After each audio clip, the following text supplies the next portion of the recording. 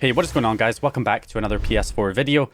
So today we're going to be taking a look at the latest iteration of the all-in-one jailbreak kits for the PS4, the latest design, which is the P4 tool, which is now available on AliExpress. There's lots of sellers available for it, so you can pick up this latest version.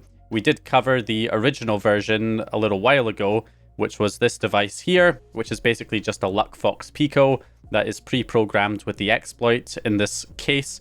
That you just connect up to your PS4. It's got an Ethernet on one side and USB-C to power it. So this is the old device. So let's go ahead and unbox the new device here to see what has changed with this new iteration. So we're going to go ahead and unbox it right here. So it should be more or less the same in terms of what's included. So you can see here we've got our USB-C cable to power the device. We'll just go ahead and unbox that. So we've got USB type A to USB type C, so we can connect this up to the PS4 to power it. So we've got that. We also have the device itself. So we'll go ahead and open this up.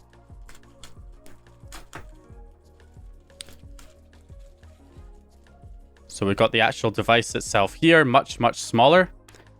And then we've got a USB as well for, of course, the payload. So the Gold Hen payload will be preloaded on this USB stick, and all we have to do here is plug that into the PS4 to load it for the first time. Once Gold Hen's been loaded for the first time, the USB drive will no longer be required because the loader will actually copy the Gold Hen payload from the USB to the hard drive, so it can then be loaded from the hard drive. So that USB drive is only required for the first time use. But here's the actual device itself right here. And of course, there's also a little instruction booklet that comes with this, which we actually get colored screenshots this time, which gives you a general guide on how to set up the network. So we've got the first steps here. So it goes through here showing how to set up the network for PPPoE when the device is connected, and then how to know once everything's loaded, when Gold Hen's loaded, and you have the Gold Hen option in the function menu. So it goes through all of that step by step. So this is all you get really. You get your USB cable to power it, the device itself, and the USB drive for loading the Gold Hen payload for the first time. Of course, the big advantage of this design is you actually have the Ethernet connector built into the device itself. So the device is more of a dongle that plugs directly into the back of your console. So it's going to be much less noticeable than this, which hangs off the back of your console with a small Ethernet cable. So the Ethernet cable is completely removed and the device is much smaller and just plugs into the back of your PS4. It's going to be a lot less noticeable. So the only thing that is still a little bit messy is the USB cable. Now, if you have a PS4 Pro, this is actually probably not going to be too bad because a PS4 Pro actually has a USB port at the back. So you can essentially just plug this into the back of the PS4, so it can be powered by the USB port on the back, and that way the cable is hidden behind the console, and it's going to be relatively, discreet. It's going to be relatively hidden.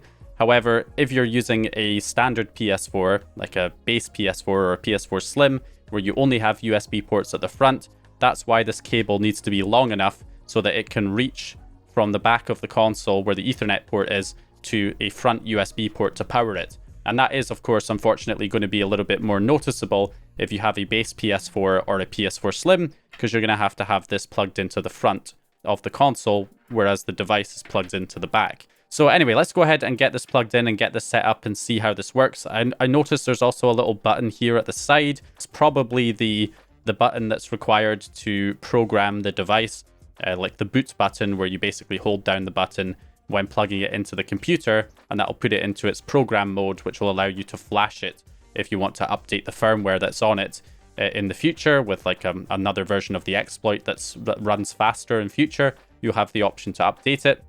Okay, so as we hook this up to the PS4, there's actually two versions of this. There is the version that has the right-angled connector on it, which is the one I have here, and then there's also a new version that does not have a right-angle connector. And the reason for that is that the right angle connector fits perfectly on a base PS4. There's no clearance issues. It fits there nicely. You can see that, it's pretty hidden once it is connected to the console. And of course, you do, however, have to plug in that USB-C cable between the device and the front USB port on a base PS4 because there's no USB ports at the back. So that is going to make it more noticeable. You'll have that USB cable trailing from the back to the front. So that is one of the issues there, but the actual device itself fits nicely without any issues. The problem comes when you have the right angled connector on a PS4 Slim or a PS4 Pro, because when we plug it into, say, a PS4 Pro, for instance, you can see that there is a clearance issue, so that if you try to have the console lying flat on like a table, then it's not going to be able to fit with this connector drooping down below it. So you would have to actually like hang the console off the edge of your desk in order to create some clearance so that you can have it lying flat. Otherwise, you would have to have the console vertical to use the version that has the right angled connector. So if you have a PS4 Pro or a PS4 Slim, you're going to want to grab the other version that does not have the right angled connector on it so that it will be able to be plugged in while it is lying flat on a PS4 Pro or Slim. So that's one issue you need to be aware of. But with the PS4 Pro, of course, we have a USB port at the back, so we can just connect our USB-C cable to the device and then the other end into the back of the PS4. So from the front, you're not really going to notice that there's any device connected to the console. Also, when you fire this up, there is a little red LED that blinks on the side of the device to show activity when it's running the exploit and when it's powered on, although you're probably not really going to notice that most of the time when it's plugged into the back. And of course, you also need to plug in the USB stick if you are running this for the first time and you don't have the Gold 10 payload already on the hard drive of the console. You'll have to plug in that USB drive, which does have a little red activity LED on it as well. So now that we have everything hooked up, we can set things up for the software by following the instructions, which tell us to go into the network settings and set up the internet connection using a LAN cable, selecting custom and selecting PPPoE as the network protocol, entering a random PPPoE username and password. And then from there, you can click next and then do automatic, and do not use proxy. And that's everything that needs to be set up. It does recommend testing your internet connection, but you don't really have to do that. Once you have the PPPoE settings set up, you can just go into your system information and check to see if you have the IP address 42.42.42.42. If you see that popping up, that means it is running the exploit, and then you just wait for it to successfully jailbreak. Now, this is just using the regular LuckFox Pico project from GitHub, the same one that I covered on how to set up your own LuckFox Pico to run the jailbreak. It's the same exact project, so you know the timings and everything are going to be very similar. So you're just going to have to wait. It only takes a few seconds for each attempt. And then, of course, if it fails an attempt, your IP address will go back to 0, and then it will go back to 42 again until it eventually jailbreaks successfully. So you'll keep seeing the network connection disconnected message will pop up every time it fails, and then eventually it will succeed. So I think this time it took about 3 attempts there to actually get the exploit up and running. But as you can see, once it runs, you'll get the Gold 10 message showing that it's running, and it will also tell you that it has copied the Gold 10 payload from the USB to the hard drive. So when you see that notification, that means the next time that you want to run the exploit, you will no longer need that USB drive plugged into the console anymore on subsequent attempts. And so there we go. We've got the exploit up and running. You can see we have Gold 10 enabled. We've got the Gold 10 settings in the function menu, and we have the jailbreak all up and running. So that is how the device is designed to function. It's using the same LuckFox Pico project that you would program onto your own LuckFox Pico if you were doing this manually. So this is just a regular LuckFox Pico device. And the benefit of that is that it does also give you the option to update it if you want. Obviously, it's designed to be a plug and play device, so you shouldn't really have to do any software setup. It should just be plug it in and set up your network settings and you'll get the jailbreak. If you do want to be able to update it, it does give you the option to do that. So, you know, if there's a faster firmware that comes out for the device that can load the exploit quicker, or improvements to the exploit itself that can make it load faster or more reliably, then you'll be able to program the device and get that latest update on there. So on the actual website, p4-tool.com, you can head there, you can go to the download section, you'll find all of the software required there to actually update it. In order to actually get the device into its program mode so that you can program it, all you have to do is hold down the little button that is next to the USB-C port on the device. You hold down that button as you're plugging in the USB-C cable to your computer. It will then boot the device into its program mode. If you go on the SoC Toolkit software for programming it, it should then pop up in the USB devices as mask ROM or mask ROM 110 or something to that effect. And that means it is in its program mode and you can then update the software on it. So in order to actually update the device, I have got a full tutorial showing you exactly how to set up the Luckfox Pico from start to finish. It's my tutorial on how to set up the Luckfox Pico without an SD card. You can follow that tutorial to the letter to update this device because it is, again, exactly the same. In fact, the actual video tutorial on the P4 Tool website is literally just ripping off my own video. It's literally my video, and they've gone ahead and covered up the Modded Warfare watermark in the bottom right hand corner, which is pretty funny. So the reason why I know that you can absolutely follow that video of mine to update this device is because they're literally using that video in their own guide, or my guide, to show people how to update this. So yeah, you can follow that video. I'll leave it linked down in the description if you want to update the device. Now, one downside that this thing does have, though, that I will definitely give it a little bit of criticism for, is the fact that it does not allow you to easily switch firmwares. So it comes pre-programmed for 11.0. So if you are on firmware 11.0, I would sure recommend the device if you are looking for a plug-and-play solution. It's a good option.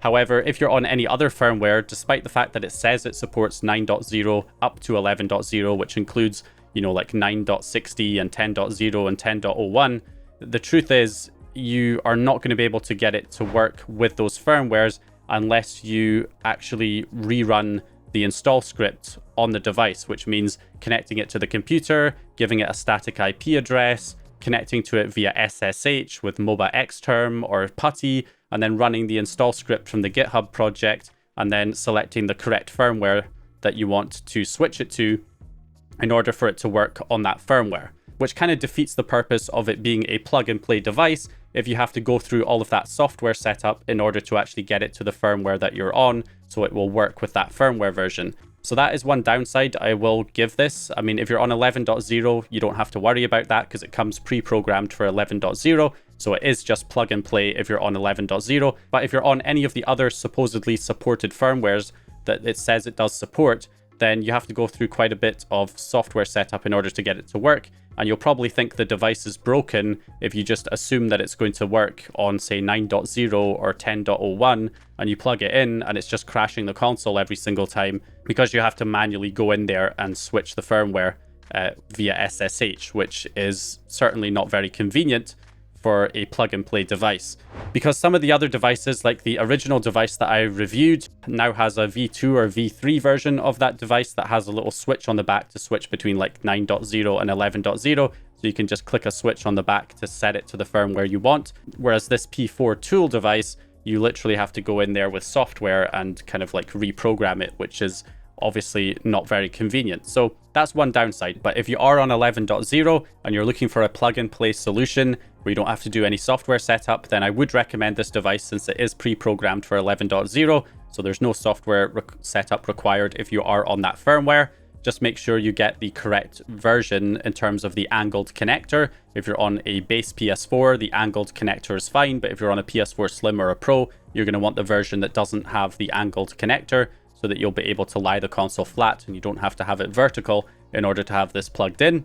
And it is nice, again, that it has the option to update the firmware if needed, and all the information is provided there on their website. So anyway, that is pretty much it for this video. Hope you guys enjoyed it or found the information useful. If you did, please leave a like and subscribe. And once again, I'll hopefully see you guys in the next video.